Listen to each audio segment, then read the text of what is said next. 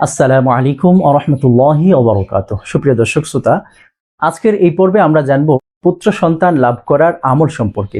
অর্থাৎ আল্লাহ রাব্বুল আলামিনের পক্ষ থেকে আপনি যদি পুত্র সন্তান লাভ করতে চান, আপনার গর্ভে ছেলে সন্তানের জন্ম হোক, এটা যদি আপনি চান, তাহলে নির্দিষ্ট কিছু আমল আছে যে আমলের মাধ্যমে আপনি আল্লাহর কাছে প্রার্থনা করলে আল্লাহ রাব্বুল আলামিন আপনার এই আশাকে পূর্ণ করবেন, অর্থাৎ আপনাকে পুত্র সন্তান দান করবেন। সুবহানাল্লাহ। সেই আমলটি খুব গ্রহণযোগ্য একটা আমল।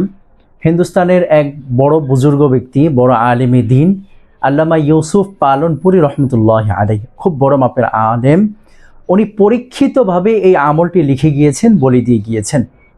আমরা তার সূত্রেই এই আমল জানতে পেরেছি।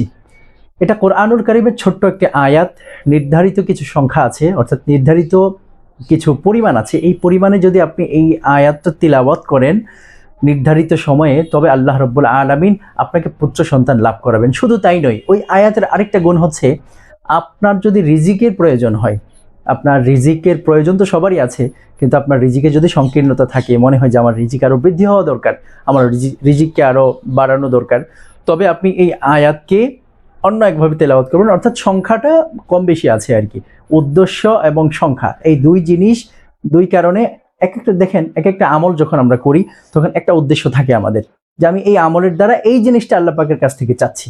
তো এই আয়াতটাই আপনি তেলাওয়াত করবেন, নির্দিষ্ট দুইটা সংখ্যা আছে। অর্থাৎ যদি সন্তান লাভ করতে চান তাহলে 11 বার পাঠ করবেন।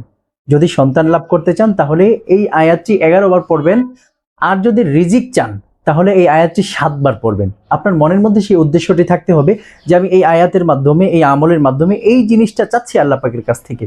এই জিনিসটা, এই উদ্দেশ্যটা আপনার থাকতে হবে, স্পষ্ট থাকতে হবে।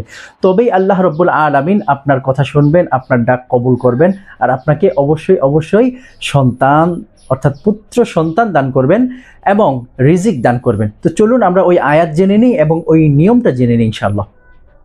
কোরআনুল কারীমের 71 নম্বর সূরা, 29 নম্বর পারার সূরাতু নূহ, অর্থাৎ সূরা নূহ এর 12 নম্বরের আয়াত।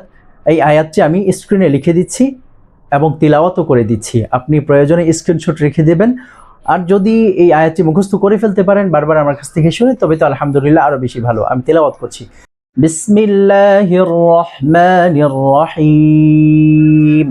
ويمددكم بأموال وبنين ويجعل لكم جنات ويجعل لكم أنهارا। আমি আরেকবার পড়ছি। ويمددكم بأموال وبنين ويجعل لكم جنات ويجعل لكم أنهارا। এই আয়াতটি আপনি কখন পড়বেন, নিয়ম কিন্তু এখনো শেষ হয় নাই। 11 বার তো পাঠ করবেন, কিন্তু কবে থেকে পাঠ করবেন? আপনার গর্ভে যেদিন সন্তান চলে আসবে, অর্থাৎ যেদিন আপনি বুঝতে পারবেন যে আমার গর্ভে সন্তান এসেছে, সেদিন থেকে আপনি প্রতিদিন নিয়মিত 11 বার পাঠ করবেন সন্তান, পুত্র সন্তান লাভের আশায়। আর যদি রিজিক চান তাহলে দৈনিক নির্দিষ্ট একটা সময় আপনি 7 বার করে পাঠ করবেন। আল্লাহ পাক রব্বুল আলামিন আপনাকে রিজিক দান করবেন। আর সন্তান লাভ করতে চাইলে, পুত্র সন্তান লাভ করতে চাইলে দৈনিক 11 বার কোনো একটা বরকতময় সময়ে আপনি পাঠ করার চেষ্টা করবেন। অর্থাৎ কোনো একটা ফরজ নামাজের পর আপনি পাঠ করবেন, তাহলে অবশ্যই আপনার আমলটা বেশি পাওয়ারফুল হবে। এবং শুরুতে আর শেষে দুরূদ শরীফ পড়ে নেওয়ার চেষ্টা করবেন, তাহলে আমলটা আরও বেশি পাওয়ারফুল হবে। অবশ্যই আল্লাহ রাব্বুল আলামিন আপনার আমলকে কবুল করবেন। যেদিন সন্তান যেদিন আপনার গর্ভে সন্তান আসবে, সেদিন থেকে নিয়ে 9 মাস পর্যন্ত, 9 মাস পর্যন্ত, 9তম মাস পর্যন্ত আপনি নিয়মিত দৈনিক 11 বার এই আয়াতটি ওয়ায়ুমদিদকুম বিআমওয়ালি ওয়া বানিনা ওয়া ইয়াজআল লাকুম জান্নাতি ওয়া ইয়াজআল লাকুম আনহারা, এই আয়াতটি তেলাওয়াত করবেন ইনশাআল্লাহ।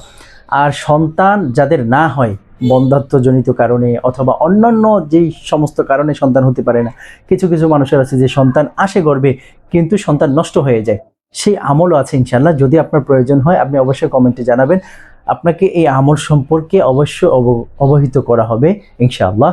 আল্লাহ পাকের কোরআনুল কারীমের আয়াত, এটা বানানো কিছু না ইনশাআল্লাহ, ঠিক আছে? পরীক্ষিত আমল, আপনি অবশ্যই করবেন আর অবশ্যই আপনি ফল পাবেন ইনশাআল্লাহ। অবশ্যই অবশ্যই জানাবেন, এই আমলের মাধ্যমে আপনি ফল তো পাবেনও ইনশাআল্লাহ। আমাদেরকে অবশ্যই আলহামদুলিল্লাহ এবং জানিয়ে দিয়ে যাবেন ইনশাআল্লাহ। আর যদি সুযোগ থাকে অবশ্যই আমাদেরকে মিষ্টি খাওয়ানোর ব্যবস্থা করবেন। আল্লাহ রাব্বুল আলামিন আপনার মনের যে বাসনা, সেই বাসনাকে পূর্ণ করেন। আমিন। আসসালামু আলাইকুম ওয়া রাহমাতুল্লাহি ওয়া বারাকাতুহু।